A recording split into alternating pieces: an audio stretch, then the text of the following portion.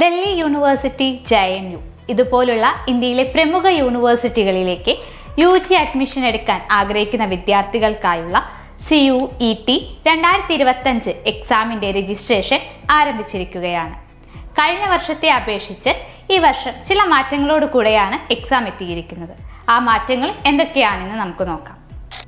കഴിഞ്ഞ വർഷം 6 പേപ്പറുകളിൽ എക്സാം എഴുതാൻ പറ്റുമായിരുന്നു. എന്നാൽ ഇപ്രാവശ്യം language papers, domain papers, general aptitude test എന്നിങ്ങനെ 5 പേപ്പറുകളിലായാണ് എക്സാം എഴുതാൻ സാധിക്കുന്നത്. 60ഓളം പേപ്പറുകൾ ഉണ്ടായിരുന്നത് 37 പേപ്പറായിട്ട് ചുരുക്കി. 13 ലാംഗ്വേജ് പേപ്പേഴ്സ്, 23 ഡൊമൈൻ പേപ്പേഴ്സ്, ഒരു ജനറൽ ആപ്റ്റിറ്റ്യൂഡ് ടെസ്റ്റ്. ഒഴിവാക്കിയ സബ്ജക്റ്റുകളിൽ ജനറൽ ആപ്റ്റിറ്റ്യൂഡിന്റെ മാർക്ക് അനുസരിച്ചായിരിക്കും അഡ്മിഷൻ നടക്കുന്നത്. എക്സാമിന്റെ പാറ്റേണിലും ചില വ്യത്യാസങ്ങൾ സംഭവിച്ചിട്ടുണ്ട്. 40 മുതൽ 45 ക്വസ്റ്റ്യൻസ് ആണ് എഴുതാനുണ്ടായിരുന്നത്. ഇത് 50 ക്വസ്റ്റ്യൻസ് ആക്കി മാറ്റിയിട്ടുണ്ട്. ഓരോ പേപ്പറിനും 60 മിനിറ്റ് ആണ് സമയമുണ്ടായിരിക്കുക. CBT മോഡ് അഥവാ കമ്പ്യൂട്ടർ ബേസ്ഡ് ടെസ്റ്റ് ആണ് എക്സാം നടക്കുക.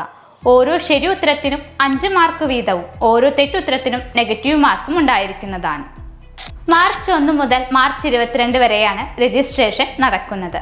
മാർച്ച് 24 മുതൽ മാർച്ച് 26 വരെ കറക്ഷൻ വിൻഡോ ഓപ്പൺ ആയിരിക്കും.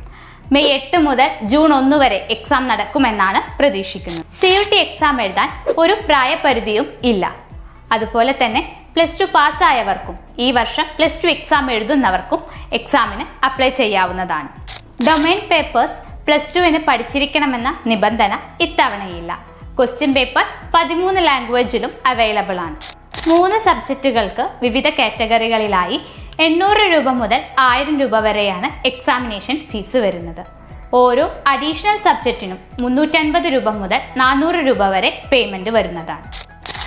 CUET.nta.nic.in എന്ന വെബ്സൈറ്റിലൂടെ രജിസ്ട്രേഷൻ നടത്താവുന്നതാണ്. എന്തെങ്കിലും സംശയങ്ങൾ ഉണ്ടെങ്കിൽ താഴെ കമന്റ് ബോക്സിൽ രേഖപ്പെടുത്തുക.